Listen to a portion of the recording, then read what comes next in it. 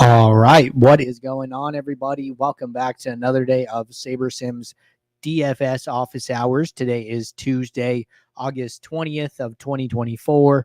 Looking ahead here, we have a big 13-game MLB slate slated to get started in a couple hours here. So it should be a fun day of DFS. For those of you who are new here, welcome. My name is Andrew, one of the coaches over here at SaberSim. This is a show where we go over how to use the SaberSim app, answer any and all DFS related questions. Get your questions in one of three ways here. First off, send us an email, support@sabersim.com. Second, post it live in the YouTube chat. Third way, post it in the office hours channel in our Discord server. If you're not in our Discord and want to get access to that channel, there is a link in the description of this video. You also get access to our similar channels, individual sport channels, and you get access to the rest of the SaberSim teams. Can't say enough good things about the Discord.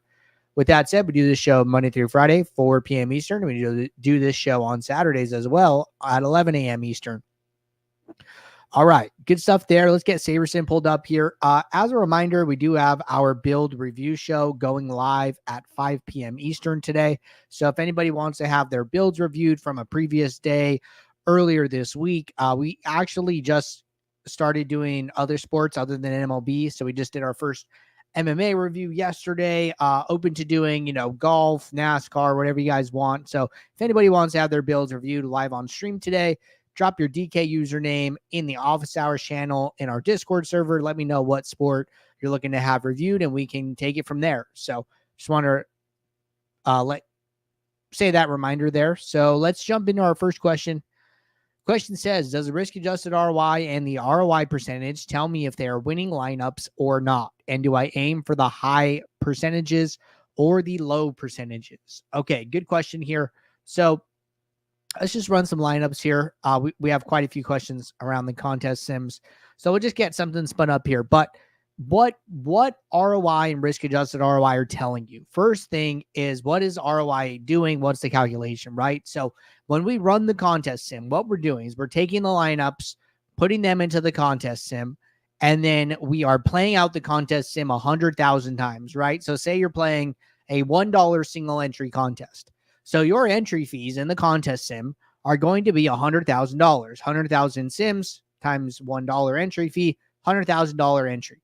Now what happens is how we get ROI is we add up all the money that lineup makes. And when that lineup makes more than $100,000, the entry fees, it is a winning lineup. And also, rake is taken into account in the contest sim as well, right? So we understand, the rake percentages. We understand how all that gets factored in. So when your lineup wins $110,000 and has $100,000 in entry fees, you get 10% ROI, right? That's how that works. So to answer your question, the higher percentages are going to be better because that means that your lineup won more money, even more money, right? The bigger that percentage is, the higher return that lineup had as far as amount money won. So it's always good to aim for higher ROI. And then as far as risk-adjusted ROI goes, so what risk-adjusted ROI is doing is it's taking into account how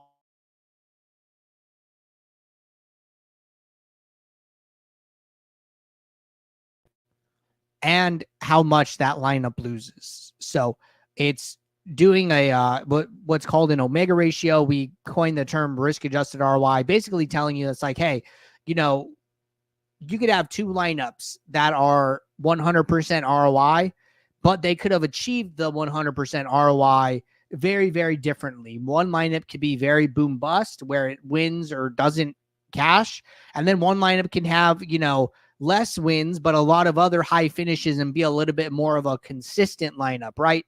The lineup that is more consistent is going to get a better risk-adjusted ROI score. So for both metrics, higher percentage is going to be better, but the risk-adjusted ROI has that extra component of understanding a lineup's variance and including that in the grading metric.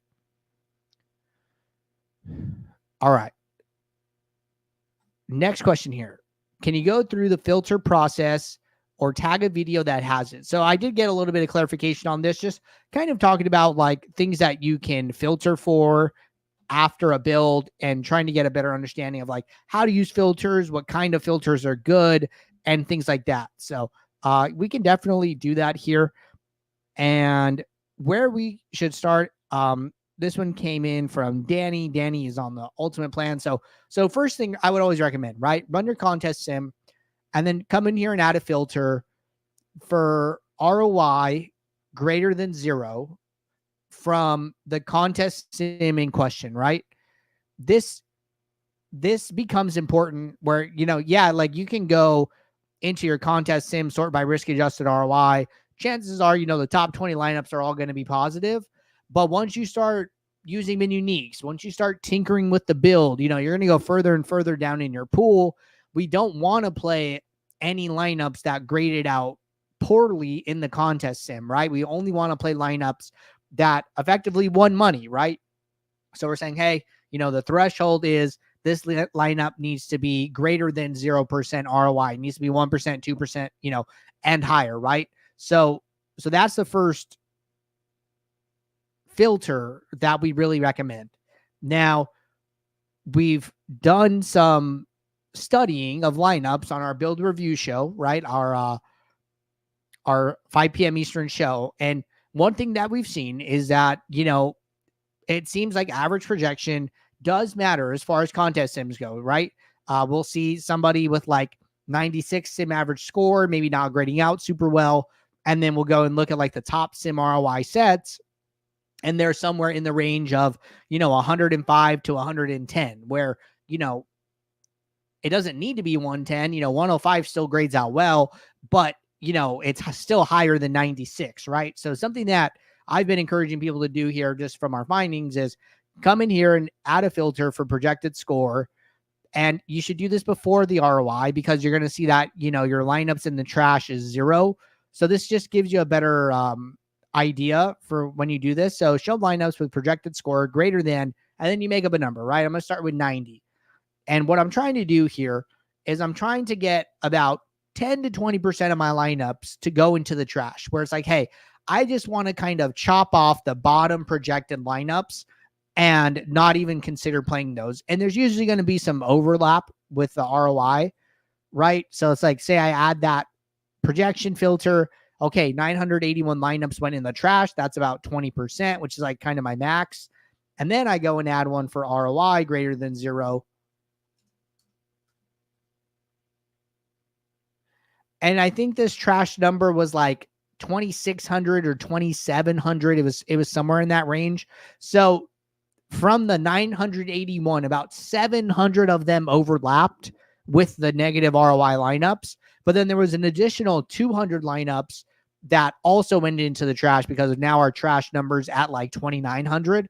So that's good, right? We're just guarding ourselves against lower projected lineups, which we've seen not grade out super well.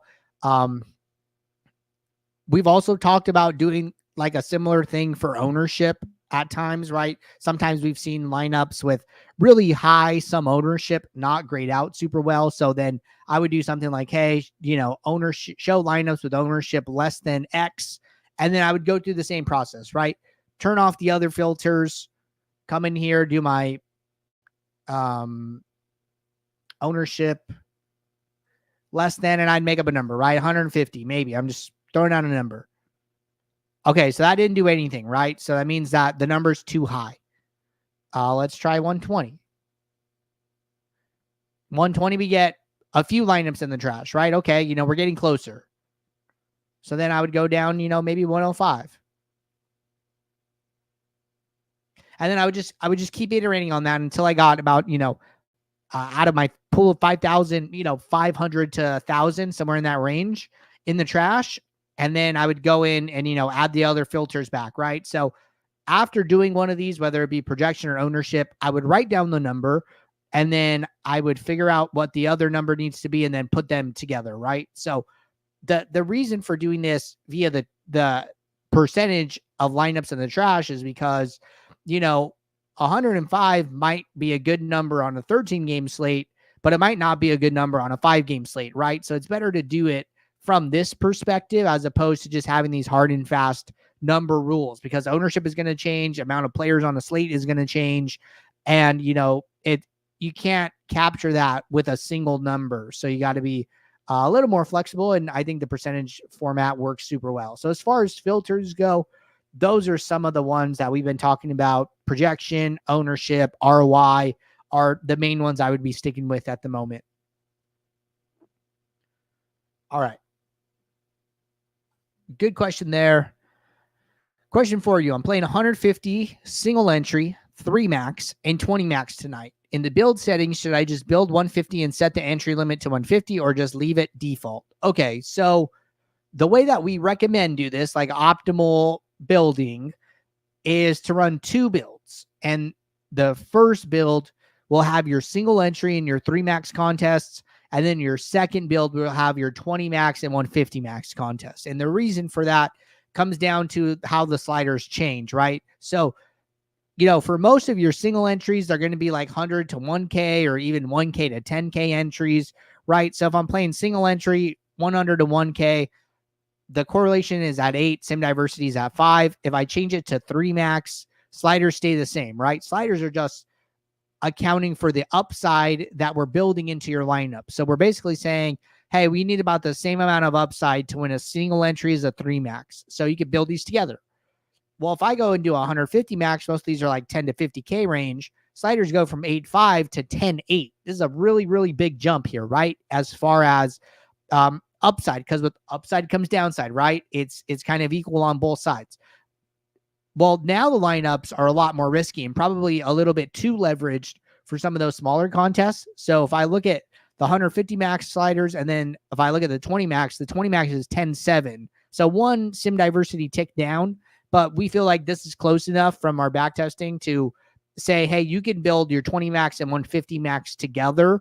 And then I would just set up the entry limit for the 150 max where it's 10.8 here. So just lean on the higher side. So that's what I would recommend there. But if you want to build them all together, if you need the time savings, it makes more sense for you in your specific situation, I would use the 150 max settings because it's always better to have a little bit too much upside in your lineups than a little too little upside in your lineups. So if you're going to build them all together, use the 150 max settings. All right. Jumping over to the YouTube chat, question from Austin. Hey, Andrew, can you go over the filters I should be having on to help me get a good sim ROI? For the life of me, I keep getting negative sim ROI lineups, and I don't know why. Thanks. Okay, so what we covered in the last question here about filters should definitely help you out. So if you missed it, just rewind it back a little bit and watch that. And then if you are, the truth is, I don't think all of your lineups are going to grade out positive sim ROI like all the time. So that's okay. But if you're getting, negative sets of sim ROI lineups, like you go and look at your 20 max and you're seeing like, hey, I have, negative 5% sim ROI. I'm not really sure what I'm doing wrong.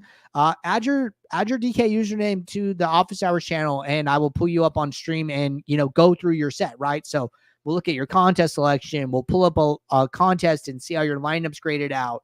I'll give you ideas and tips to change in your builds and things I think you can do differently, right? Like that's what that show is for. So what you're describing, what you sound like a great candidate for the show. So I would definitely recommend volunteering your name and we can get you pulled up on screen here in about 45 minutes. All right. Question from Demetrius. When I set up the self sim, do I use the build one for every sim other than the self? Can you go over the DFS process? Thank you. Okay. So let's go back to this build where we have lineups. So if you're running a self sim, right, usually this includes having 2 contest sims up here, right? I think I only have 1 at the moment. So let's go and create a second one. So I have 2 contest sims, right? The first one is going to be a contest sim against the field lineups, right? These are the lineups that make up the ownership projections. Now, for your second one, which is your self sim here, first off, I would rename it so they don't have the exact same name. So I would say, self, something like that, easy. And then you change the field lineup dropdown to the build that you're in, okay? So you go change it from SaberSim ownership to build one. You have to do this after the lineups are built, okay?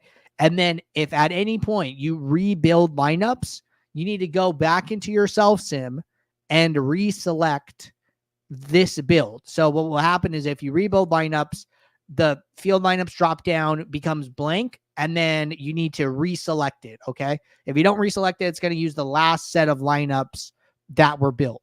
So come in here, set this to build one, save that, make sure they're named differently, you run it, and then they're both going to be available in the sorting metric drop down for you. So that's how that works. All right. Couple questions from Johnny. If I use SaberSim on mobile, is it the same results as on a computer? Yes. So everything as far as the sims that are used,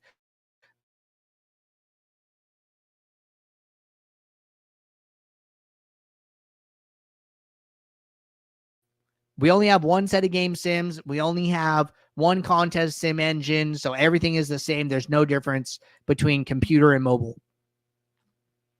All right, next question. Will soccer ever be offered? Seems to have larger prize pools than other sports offered, and correlation matters. Seems SaberSim would be ideal for it. Thanks. We would like to support every sport in the lobby.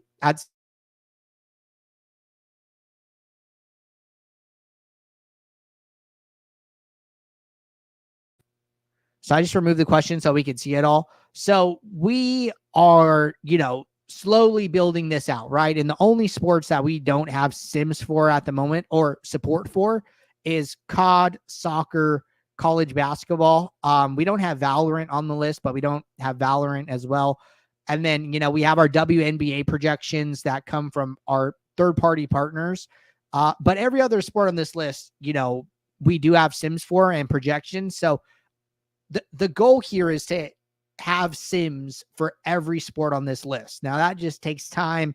And, we are very careful with releasing new models and stuff like that, just because we want to make sure that we stand by it 100%. We think it's as strong as any one of our other models. So that is, long-term goal. Yes, we do want to have soccer support. That's kind of where we're at right now. So everything from UFL up, we have projections for, and you can play. Anything CBB and below, we do not. Okay. Next question. I understand playing more lineups is more profitable. However, if I wanted to play single entry or multiplier contests like 5Xs, could I just run for one lineup with satellite settings and enter that lineup?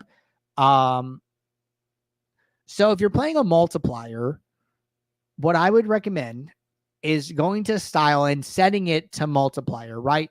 The multiplier sliders are going to be different than satellite. And you can see this, right? Like this is actually a massive difference, right? So say you're playing a satellite 3 max 100 to 1K entries with a ticket up top. Sliders are 9.6, right? You change this to multiplier, sliders go down to 1.4, right? And, satellite is set up for like, hey, you want first place and you want nothing else, right? Like first place or bust. And that's going to be something with a ticket, something with a winner take all, something like that, right? Multipliers, your 3Xs, your 5Xs, your 10Xs.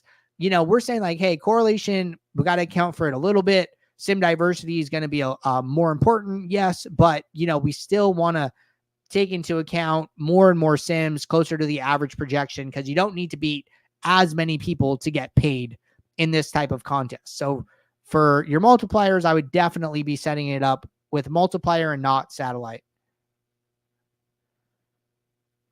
All right. Next question. Will SaberSim ever offer optimizing for sites like PrizePicks and Underdog? I've recalled the short-lived betting product, seeing if it will ever be revived or not really. So I'm not sure. I do know that, the betting product kind of took our team's attention away from like innovating on the DFS product, which is really our bread and butter. This is what we're like really, really good at, and we spend most of our time doing. So not to say like we'll never go back to it, but we are definitely a DFS company first, and sports betting is more something that we consider like an add-on. So I don't know what the timeline is on that or if it will come back, but you can expect us to keep innovating on the DFS side for sure. All right. If I use individual stat projections for any prop wagering, what would be the best way to use it? I was using unabated and entered SaberSim's projection, but unabated product was not great in my opinion. So the biggest thing I would be aware of are the actual lines of that you're getting on the bets here, right? Because like you could go, let's go to build 2 because I don't think we have lineups here. So say, I come into build 2, I scroll over to the right, and then, maybe I'm looking at strikeouts, right? Maybe I'm looking at strikeouts or something like that. And I come in here, I sort by strikeouts. And then I'm like, okay, Cole Reagan's line is 6.5, and we have him at 6.7. Okay, great. We're over, but he's minus 140 to go over his prop line, right? So, that probably ends up being like a wash, or, like there's not like a lot of edge there. But if, the line is 6 and he's minus, 105, well then, hey, there's probably more edge here with 6.7. So like, just be very aware of, the price lines. And if you understand like the math behind it, like implied probabilities and, what you need, how often a bet needs to hit to win. And you can compare those to like K rates and stuff like that. I'd say that would be the biggest thing in my opinion, is what price are you getting for the lines that you're seeing, and how far off are they from what we're showing in our app. All right. Good stuff there. Question from Chris. Can you talk about whether it's more beneficial to use projected points or SaberScore when choosing your lineups in a 20 max? Yeah, absolutely. So we definitely think SaberScore is better. And the reason for that is SaberScore does take into account average projection, but it takes into account 2 other things that are also really, really important for your DFS contest, right? So this weight on some projection. So it's taking into account projected points, but then it's also taking into account the upside of the lineup. This is the score that the lineup achieves 1% of the time. That would be the lineup's 99th percentile. And then the average adjusted ownership of the lineup. So this is taking into account ownership as well. So it's doing 3 things. It's taking into account the lineup's floor with some projection. It's taking into account or their average outcome, right? And then it's taking into account the upside of the lineup, because the biggest payouts in DFS are in the top 10 spots. And that's usually, the top 0.1, the top 0.001 of a contest, right? So that 99th percentile is zoning in on that area. And then it's doing a negative weight. It's taxing lineups whose adjusted ownership ends up being high. So that's why we think SaberScore is a better metric than projected score, because it takes that into account, as well as other things that are important for placing high in your DFS contests. All right, next question. Does capping ownership before running a 20 max affect the builds you get? Is it better to force stacks in before or post running a build? So yes, it will affect it, right? So if you're setting a rule here that says like, it's like a lineup aggregate rule where it's like my ownership sum no more than X. What happens is that, we build lineups and then we see if the lineups meet that criteria. And then if the lineups don't meet that criteria, they don't go into the pool, right? Like this is really important for the lineup building process. So, you could have one lineup that grades out well, but it's over that threshold, so it never makes it into the pool. And then we have to put a different lineup into the pool that meets that criteria. Maybe the lineup that we had was a better lineup, right? So it can definitely affect the lineups that go into the pool. And then the second part is, it better to force stacks in before or post running a build? The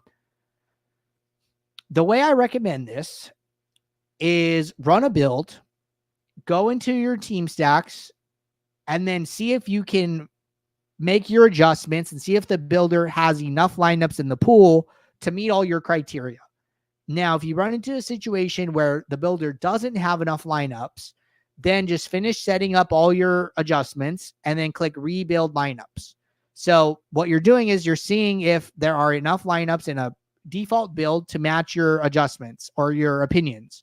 And then if not, then you rebuild lineups. But if there is, then great. Now you're using the SaberSim defaults with your opinions, finding a set of lineups that you're comfortable with. So I'd recommend doing it in that formula. So default build, set the minimax exposures.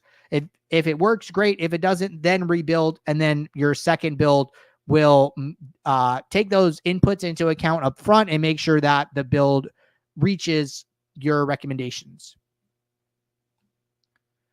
All right, next question. If I'm not using Sims, what should I be paying close attention to help me get profitable DFS lineups? Thanks for all your help. For sure. So what I would recommend here is making sure you're not going too far down in your pool and making sure the adjustments you're making aren't having too much of an effect on your average projection. So the way I would do this is, say I needed 150 lineups, right?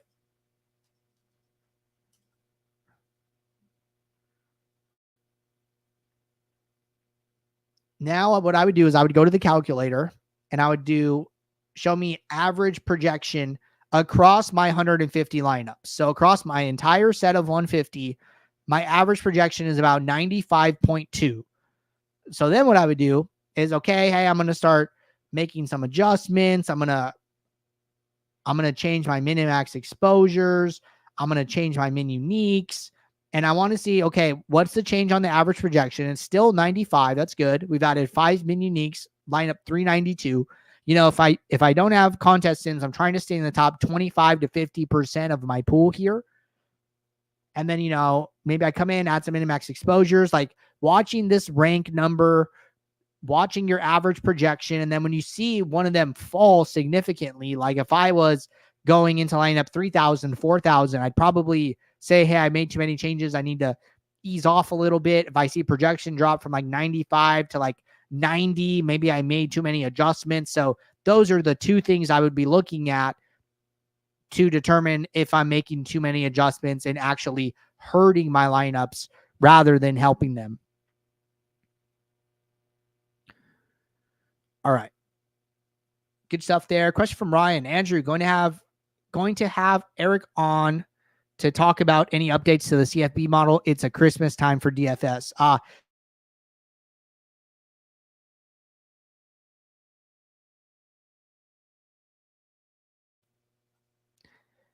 If you go over to Saturday's 3-game college football slate, as of about 1 hour ago, our initial projections are up here. So game totals, projections, ownership are up for the college football 3-game slate. We're getting into that time of year where we have college football, we have NFL starting up, NBA is not too far away. So it's definitely a great time of the year to be playing DFS. So yeah, we'll definitely have to.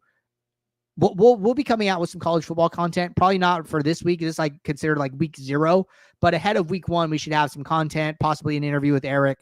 So we'll let you guys know more about that, and we'll make sure we make some announcements. All right. Brian said, can you change exposures and stacks without rebuilding? Absolutely. Right. This is the way I was recommending doing it. Change it first. See if you run into an error message. If you don't, great. You don't need to do anything else. If you do run into an error message, then I would rebuild lineups, but that's only after running into an error. Brian said, what is the maximum ownership anyone should have on 150 max? I tend to cap things usually at 40, but hasn't worked out too well. I don't really like this idea, really. And the reason for that is because you shouldn't just think of, your exposure to players as like a blanket number. You should think of it in terms of leverage on the field. So, you could say, okay, I don't want any more than 40% of one player, but let's say it's like, it's a small slate, right? Let's say it's a 6-game main slate and, Paul Skeens is the chalk pitcher and he's 60% owned, right? You're by capping at 40,